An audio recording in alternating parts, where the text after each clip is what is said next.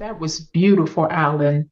Good morning, everyone. My name is Sharon Parrish, and I will be your platform assistant for today. And what a wonderful service we're going to have. Welcome back, Reverend Sandy, and her message is the practice of searching for and maintaining peace of heart. And welcome back, Alan, again. Your music is beautiful. Thank you so much. And now for my centering prayer. My centering prayer is for mindful moments from unity. And the title was World Peace. As I live in peace, I bring peace to others. When I put God first in my life, I know only peace. When the unconditional love of God fills my thoughts, it leaves no space for separation or judgment. When I see others through the eyes of peace and love, I contribute to world peace.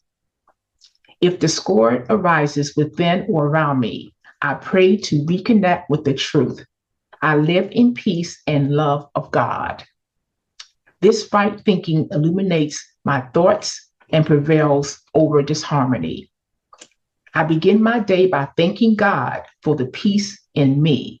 Before I go to sleep, I acknowledge that peace also lies within everyone on earth. I affirm our minds and hearts are together in peace, and world peace prevails. The effect of righteousness will be peace, and the result of righteousness, quietness, and trust. Isaiah 32:17.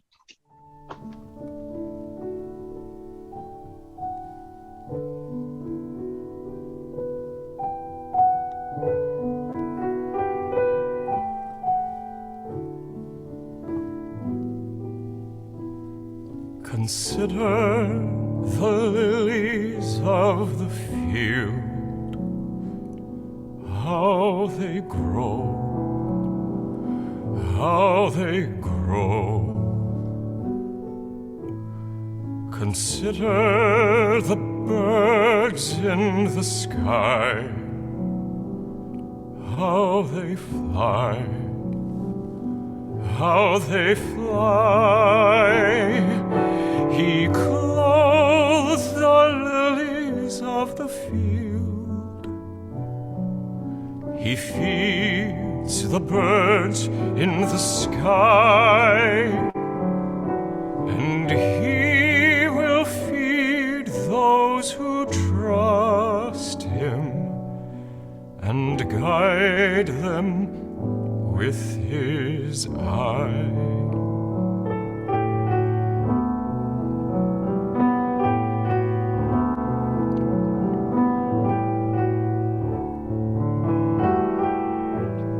Consider the sheep of his fold, how they follow where he leads. Though their paths may wind across the mountains, he knows the meadows where they feed. He clothes the lilies of the field. He feeds the birds in the sky, and he will feed those who trust him and guide them with his eyes.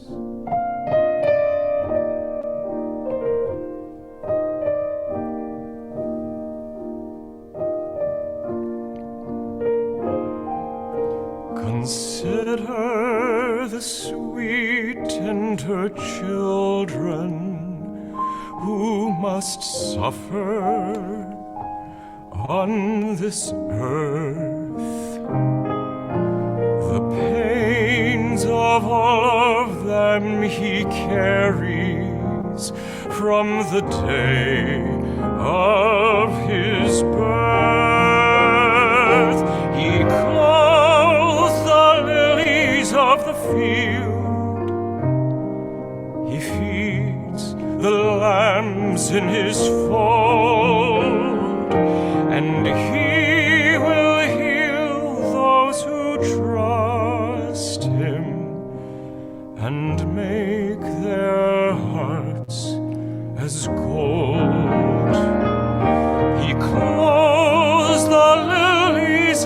the field. He feeds the lambs in his fold, and he will heal those who trust him and make their hearts as gold.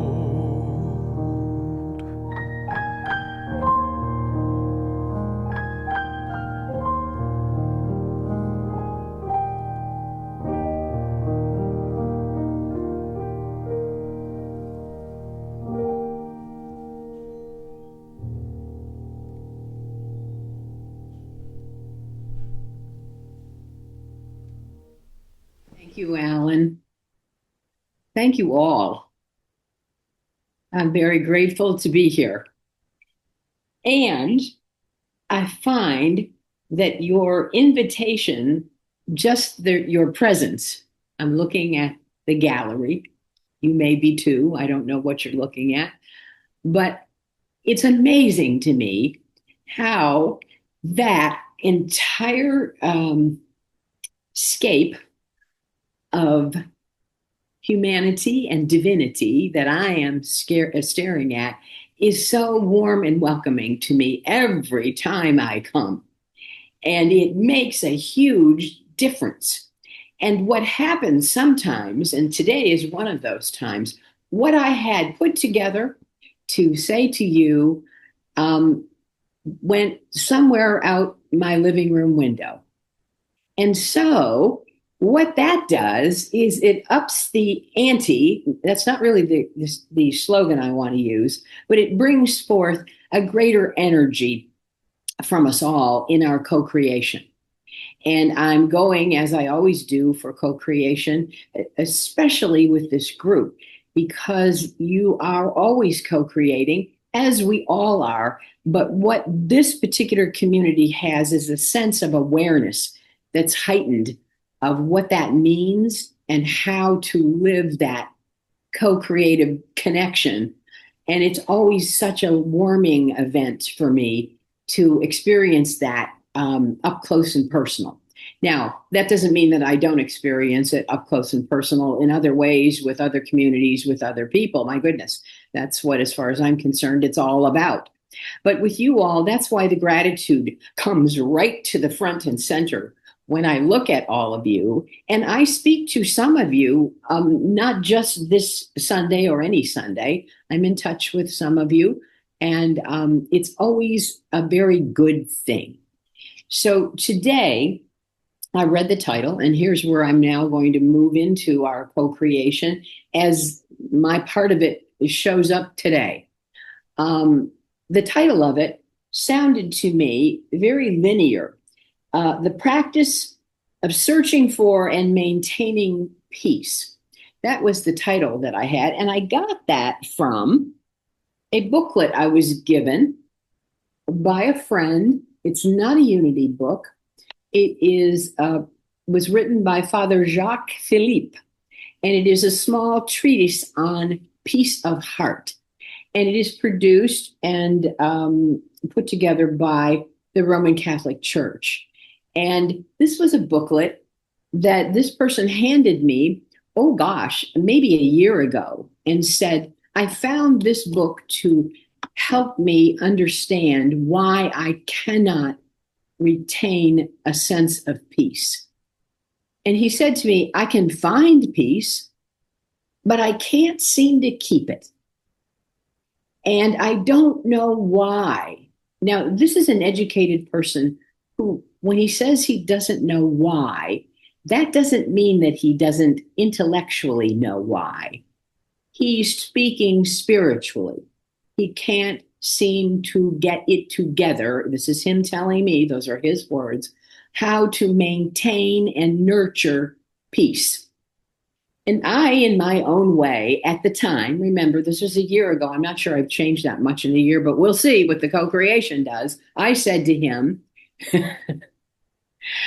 well, are you trying? And he just looked at me and he said, what did I just tell you? would I not be trying if I wasn't saying I can't retain it? Doesn't that imply that I'm trying? You see how the conversation started to devolve into our humanity of who spoke what when and who understands grammar and all of the logic that goes into being human.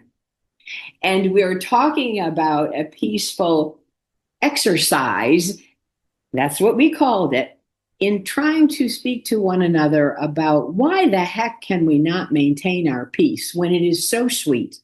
It's a gift. It's there for the understanding, for the taking, and for the living. And we know what it is. Most of us have experienced a sense of peace, however that looks. And I'm going to talk to you on two levels today, but you pick the level or the levels you care to, because I'm going to bring out things about inner peace, our own inner peace, and then world peace.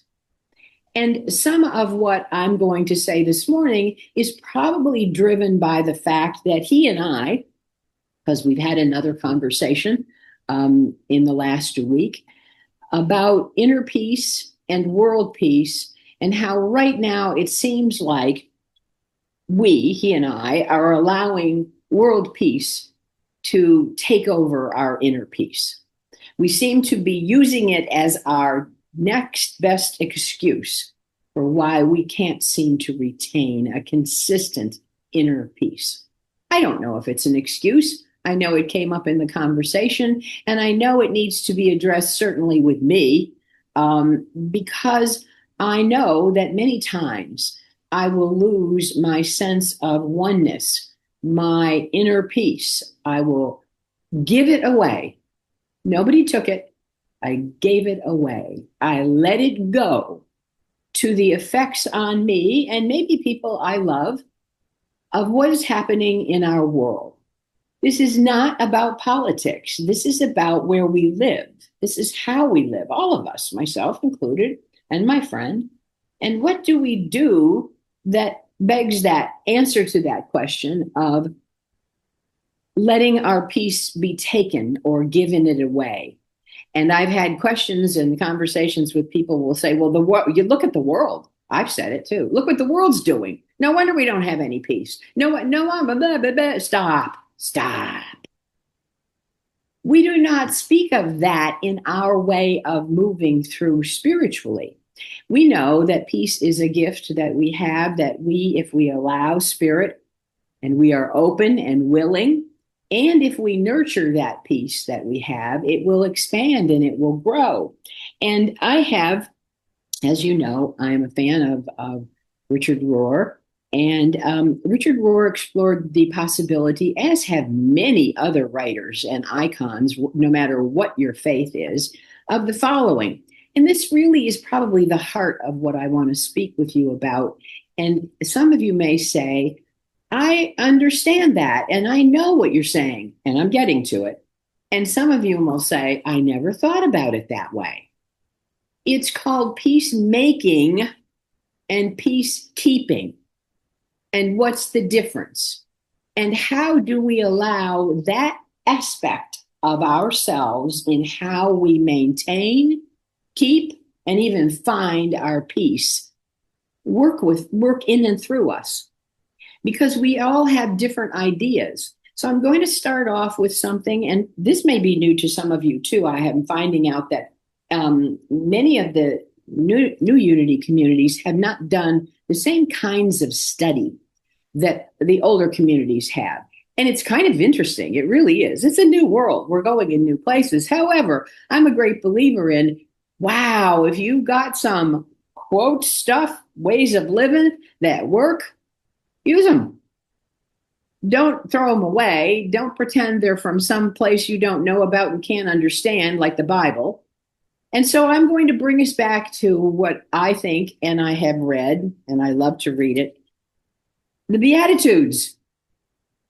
Some of you may have read and learned about the Beatitudes, and I'm going to use my phone here today a good bit just because I want to make certain I quote correctly. The one that I'm going to talk about today is, blessed are the peacemakers, for they will be called the children of God. Matthew 5, verse 9. That's one of four that are usually discussed. They're the Beatitudes spoken by Jesus during the Sermon on the Mount, another one you may have heard from, another one you may have studied about.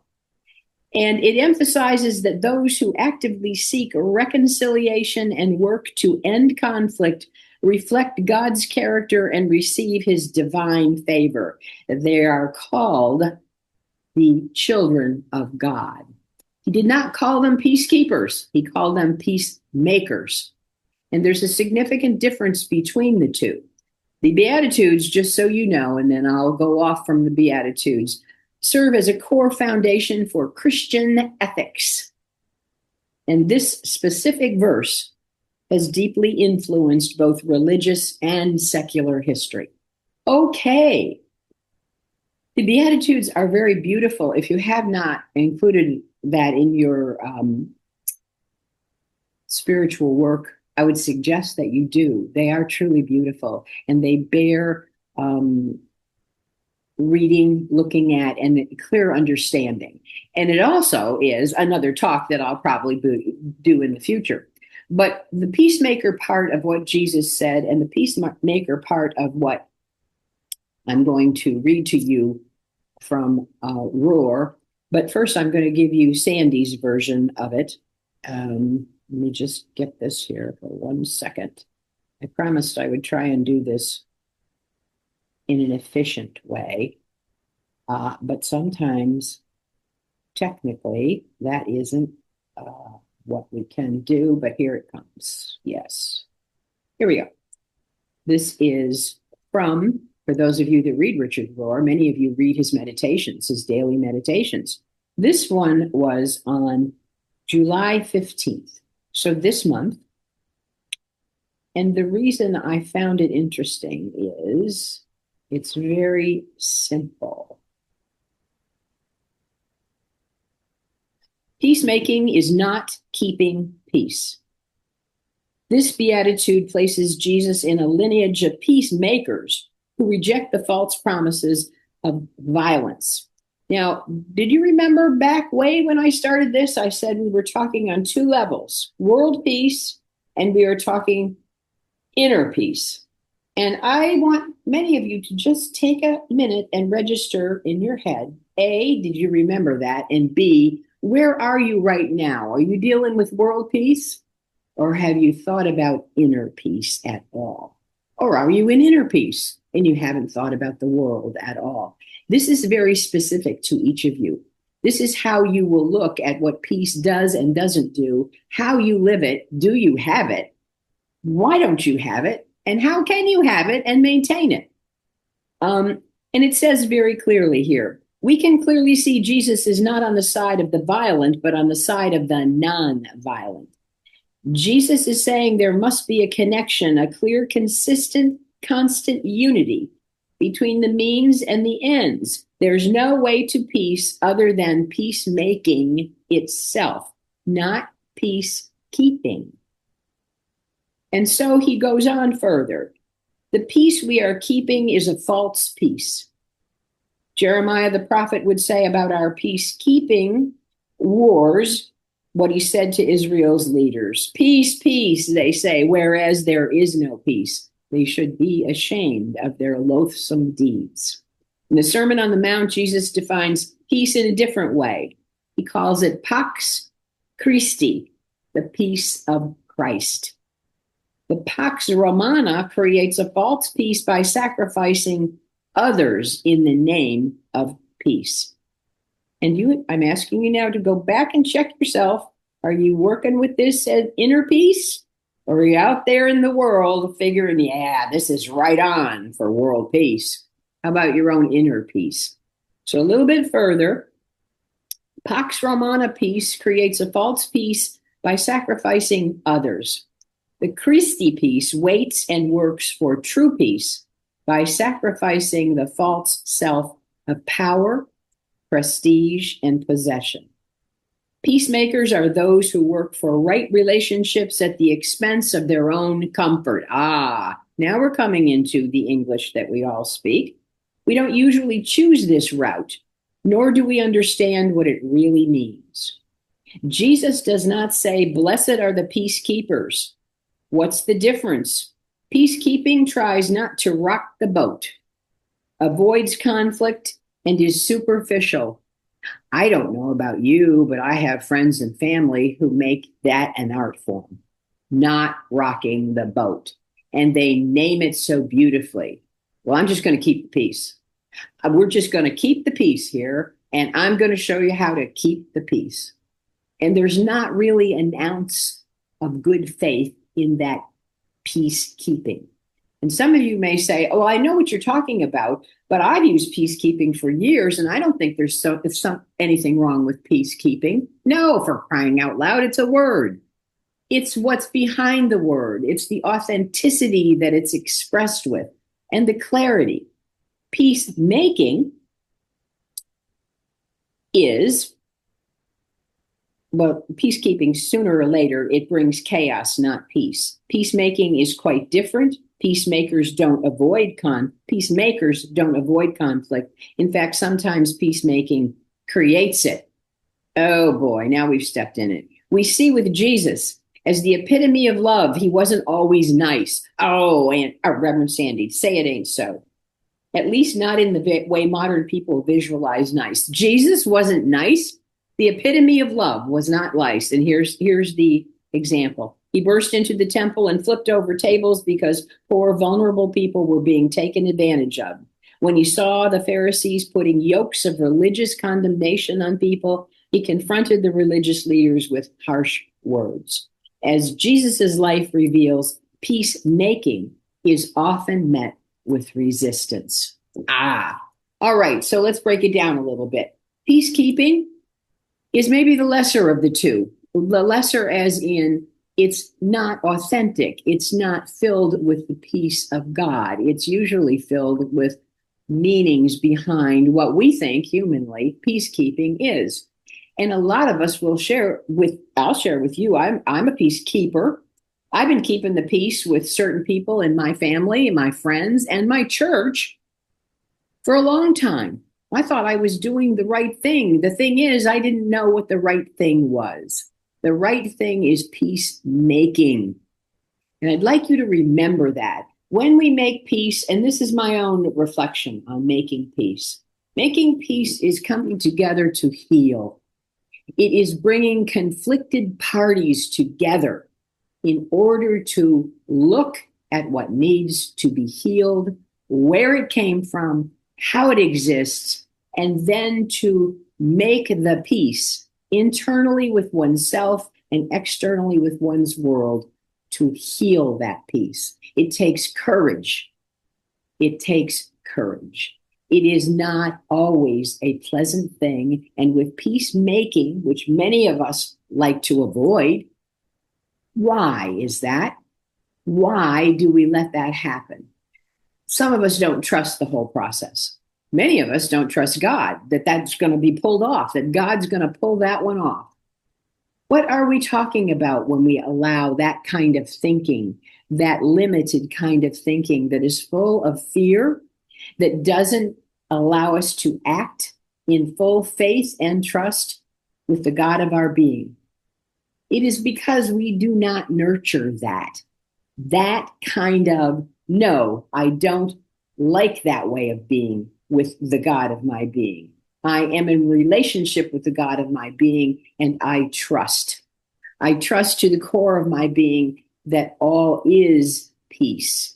All is good as long as I allow God to be present as the peace of my heart. And I'm bringing it back to my friend's booklet that he gave to me. He said, when he distilled the booklet to me, we don't bring God first. We forget. We don't remember when we're in chaos or when we're not in chaos to bring God to everything we do, everything we say, everything we feel, and how we be. God is first, always first. And when we activate our peace from the center of our core center, which is God, that is the peace that we allow to expand. When that peace expands, we are making peace within ourselves and within our world. And for many of us, That takes a lot of courage, a lot of understanding, and a great amount of self-awareness, which is what I said that you had at the top of the hour. I'm asking you now, do you know that you have great self-awareness, both individually and as a group? And if you know it, do you use it to bring your peace to every situation? And here's how we'll distill down the situation. Are you using harsh words, both in yourself and in your world? Start with the words. Do they slip out? Every time they slip out, you might say, well, I didn't mean that. Well, if you didn't mean it, you have an opportunity not to say it again.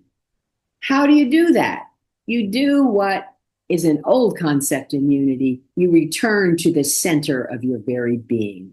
It is center to center. It is the divine in me and the divine in you, the divinity in all of us. It is God. We forget that, for starters. Sometimes we don't believe it. And sometimes we have what I will call our religious self-reliance. I can do it, God. I know how. And whatever made us think that. Because right there, right then, we have left our peace. We have closed down on our peace. And we know instinctively we are out of alignment as soon as that comes out of our mouths. And you may say, well, there's nothing harsh about that. Yes, there is.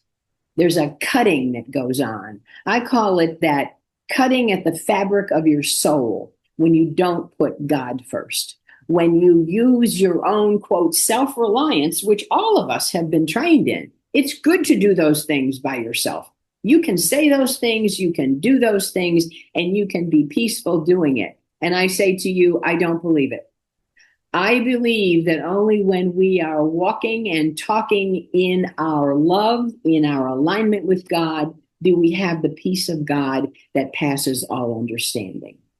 So when it gets down to the brass tacks of it all, we don't need to really wonder why we don't have our peace. I believe we need to take a look at how do you keep your own peace.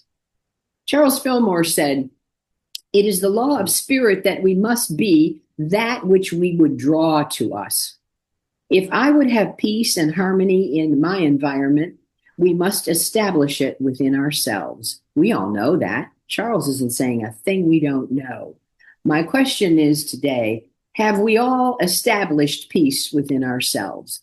Or do we do, as I was sharing with the group this morning, let that peace go? I had a dog that was unhappy. The dog was making me unhappy. I let it happen. I banged on the door, my door, not the dog's door. And I didn't feel good about it. And I shared it with the group that was here this morning.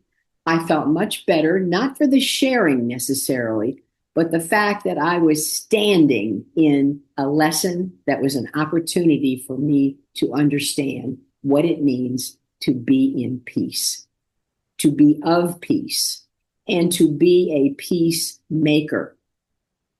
That is extremely important. And Charles was saying to us, if you return to center, if you never forget that God is first, you will have a sense of peace, an understanding, and a love of peace that you will bring in expression to your world, and your world will be, in fact, much bigger. That's that spaciousness that we talk about. It's within ourselves, and it can be within our world, depending upon how we look at peace. What our world is giving us right now is an opportunity to expand the peace of God in each of us. And you know what? Many of us don't like it. Yes, we see it as an opportunity. Yes, we know what we might have to do. The question is that fifth principle, it's in the demonstration. How are you demonstrating? What are your words that you use, both on yourself and on your world? I know sometimes I have heard people say pretty awful things about themselves, like, I'm so stupid. Or why did I do that? All I did was just drop the plate of whatever. And I'm really stupid. It's hurt a lot of people's feelings. No, no, no. Stop. It's hurt no one except you who are spewing, I'm so stupid. And that, my friends, is a very simple, ordinary example of, are you doing the spiritual work by allowing yourself to forgive yourself? Oh, yes, we need to get to forgiveness. That's always a part of everything. And so I bring that to you as part of our ways of nurturing peace. Remember, please, that forgiveness means letting go. All right, we still have forgiveness in some forgiveness shrine. Take it out of the shrine and understand when we forgive, we surrender and we let it go. And if you can't do that, just simply say, I can't do that. The question becomes, are you even thinking about doing it? Or are you replaying the drama from the year one that is still going on the ticker tape? You can't forgive. Therefore, you have now the excuse that you can say that, you can let your peace go, and you can sit in the drama and have the rest of us, if we choose to, sit with you. And that is not what we call nurturing our peace. It's not understanding what peace is about and how you can use peace. Peace is a way of being grounded, as you know, and loving, no matter what the world brings. You know that. I know that. Sometimes the world is harsh. It brings harshness. Sometimes the world is absolutely beautiful, and we miss the peace in that because we are very busy criticizing, being fearful, thinking small, doubting, and pick a reason. You see, it works both ways. If you're not going to expand your own peace, your own inner peace, then that's what you'll get. No inner peace. You'll get that push and pull called life that we make it. And that includes when we have great hardships. You've seen people, I know you have, some of you are those people that have had great hardships in their life, great loss. But they understood peace and their own peace and keeping that peace and nurturing that peace. And some of you will say, I'm not sure about the nurturing. Here's one example I'll give you for nurturing. After we've dealt with the words, deal with the thoughts, which is really where unity sits in that third principle. You can change your life if you change your thinking. Here's one for you. Do you think about what you are for, or do you think about what you're against? Which comes first in your daily thinking, walking around the house? That's an old one. It's been around forever. Do we use it? I don't know. That's what I'm asking. I don't always use it. I forgot it. I forgot because I was very busy giving my peace away, being critical of both myself and my world about something that had transpired in my world. And I went for, I don't like it. It's not fair. It's not right. Before I went, I'm for the following. I didn't even think about what the alternative in the for, F-O-R, means. For is present. It's positive. It's moving for something as opposed to against something. Now, some people are going to get all exercised about that because we see tragedy in our world. We see horror in our world. And I'm not saying that we need to be for that. I'm saying, is your thinking taking a look at what is the peaceful way of handling things? Are you a peacemaker? Now, some of you have jumped on that peaceful word. When I'm talking about peacemaker, remember, it takes two to come together for a peacemaker to be present. And there's conflict in peacemaking. There is resistance in peacemaking. That's why so many of us stay to peacekeeping. It's a little safer. I don't got to do so much. I can call it something that sounds pretty good. But remember, it's peacemaker we're after. And when you have to hold, and this is something that our humanity says to us, we're holding conflict and peace. And the question becomes, can you do it? I think you can. I affirm that you can. It's possible. but it takes a new way of thinking, of being in the world, with the understanding that peace, which is the central part of the love of God, is us. So when we say, I don't know how to maintain the peace, yes, you do. And the peace is always there if you choose to allow yourself to open to peace. Now, I'm not the first person that's talked from this essence as far as peace is concerned.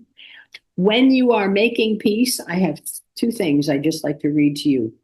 We are being called to take personal responsibility for becoming ever more aware of our divine nature. We are, right now, all of us are being called to take more responsibility personally for becoming ever more aware of our divine nature through spiritual practice. Now, I gave you a couple. Return to center. What are you saying? What are you thinking? What are you doing? How are you doing all of that? But I want us to understand this is a way where the call is out there. It's becoming evident more and more. We are the ones. This is the time. Are you listening to me on a worldview, or are you listening to me internally? Or are you doing both? Because when we get off on one or the other, we have automatically separated who we are. We have taken that humanity and moved it together and told divinity, please step over here and I'll find a way for you to be involved with both of what I'm doing. And that, my friends, is where the accountability, the responsibility is now ours to, no, God first. It's the divine. It's being for the positive, for the freedom that comes with divinity. And that's the part of our peace that we give away because sometimes it's just too difficult. Sometimes you may feel you don't have the wherewithal. Am I asking you to go to the street and be the latest person on the street? This used to be very famous in our history. And I'm not talking world now, I'm talking country. Just telling it like it is on the street corner. I'm asking you, are you telling yourself anything? You don't need to go to the street corner. What are you telling yourself? What are you saying to yourself? What is your practice? And for those of you that think, well, my practice is I have to get very quiet for 20 minutes a day and I have to sit and be quiet. Now, this is my last point, and some of you will be glad for this. No, you don't. If that's what you wish to do it. But the peace comes from, and you're going to know this, being still and know. Do you all remember the end of that sentence? Be still and know. That part of being still is where we come to a higher consciousness, where the wisdom, the divinity is speaking, and we have allowed it to be the voice within ourselves. It's always there. It's always there. God is always with us, never leaves us. It is we who separate. It is we who decide to be that resilient religious person. I can do it better. I got a better idea. I'm going to separate the whole business, and then we'll ask God to come in the center. The math is wrong. Start in the center. Start with the peace, the love of God in your center, and work from that center. That is our nature. But we don't always trust it, and we don't buy it overall. I would just like to read this part to you. Are you at peace with yourself? If we can't embrace the peace within our minds, hearts, and bodies, souls, relationships, and finances, how can we expect to be agents of change who show this peacefulness to the world? How do we move from singing, let there be peace on earth and let it begin with me, to, yes, there is peace on earth and it started with me? Big difference. Big difference. And sometimes we get truly lulled into an old way of being, an old way because we no longer give it any juice. We just sing it. We feel it, okay, yeah. But what have we done lately to step it up a notch? I don't know. Just a question. And then lastly, combative ideas and peaceful mindscapes cannot both exist at the same time in the same place. It is going to be up to us to clear away disturbing debris so we can settle into the calm, order, harmony, and accord that allow the deep comfort of peace to appear. It is worth the effort because it is accompanied by joy, well-being, all natural and healthy. And again, remember, we're working with the levels. It's not just the world this is about. We start from the center, start with love, internally allowing that love to express. It is what we call spiritually, I don't know if you've heard this term, you'll hear it from me again, big work. BIGWORK, work, big work, meaning big spiritual work. It takes effort, and I said it takes courage. And it is astoundingly both needed, wanted, and we would thrive internally if we allow that, if we work the work, if we like the big work. And that's it for right now. I know this sounded like unusual. That's how it came out. I don't know how it sounded to you. To me, it sounded a little unusual of my normal stuff. But it apparently needed to be spoken, and I needed to hear it. So I don't know how you guys came down. In my world, you did great. Thank you.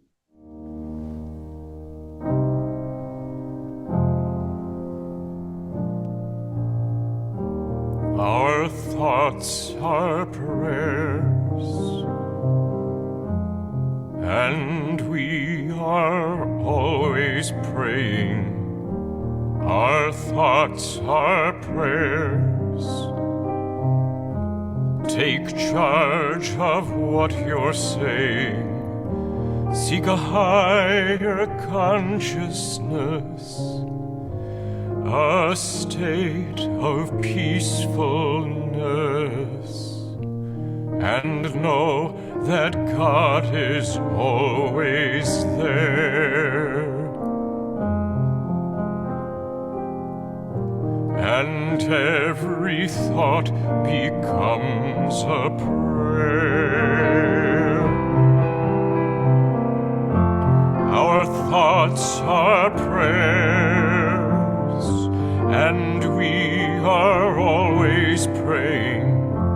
Our thoughts are prayers. Take charge of what you're saying. Seek a higher consciousness, a state of peacefulness, and know that God is always there.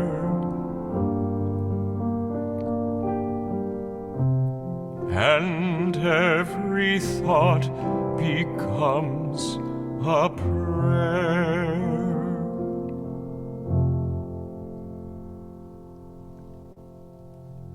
Now to this moment, this time of reflection, a restoration, and a renewal. As we have contemplated peace, peacemaking, peacekeeping, as we have seen and heard the times when conflict can come and be present, and we are uncertain of peacemaking and how we will center ourselves in that practice. For it is in the practice of peacemaking that we also expand our awareness of the action of peacemaking. both in large and small, in extraordinary and ordinary ways in the life that we live. Whereas we learn more about our own peacemaking, and as we practice that peacemaking, as we understand it as a practice, an everyday practice, we expand our own and uplift consciousness, which is the world coming to a new reality, understanding the change that may need to take place. And we share this precious gift of practicing peacemaking with our unconditional love, our kindness, our thoughtfulness, and our courage. Our prayers and our actions encourage others as the gift of peace is passed from one to another. The world becomes a place of harmony and of peace. The gifts of love and peace live within our hearts, and we remain aware of the Christ presence that lives within us. Peace, wisdom, wholeness, and abundance are ever present if we but allow, and if we practice, be still and know.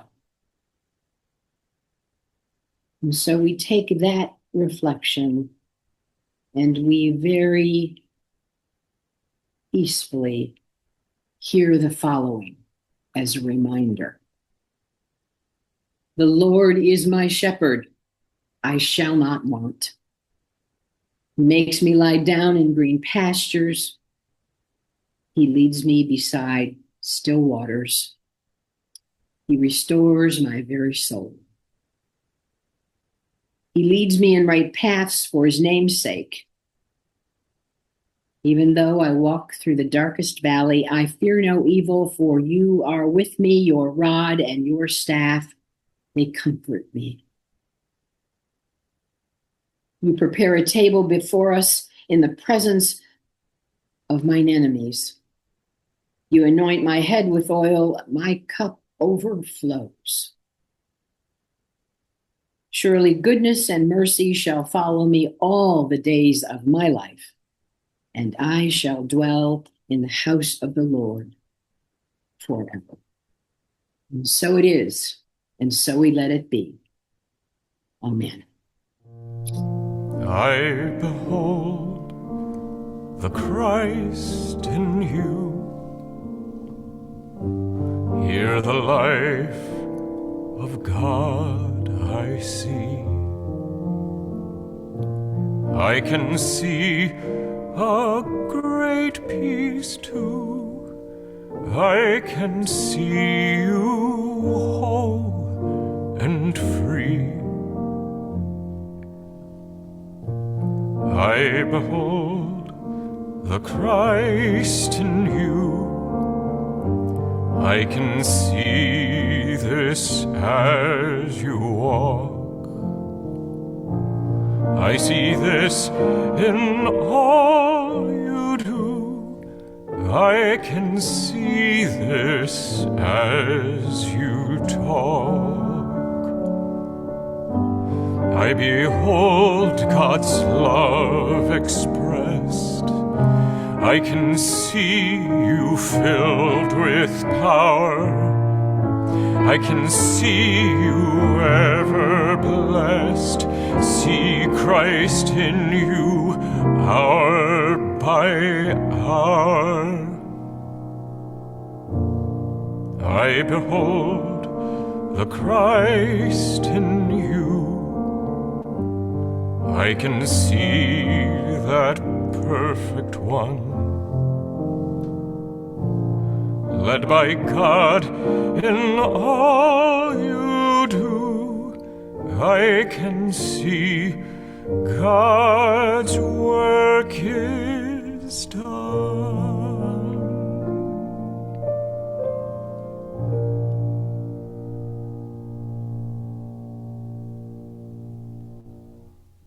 Now I will say the closing prayer.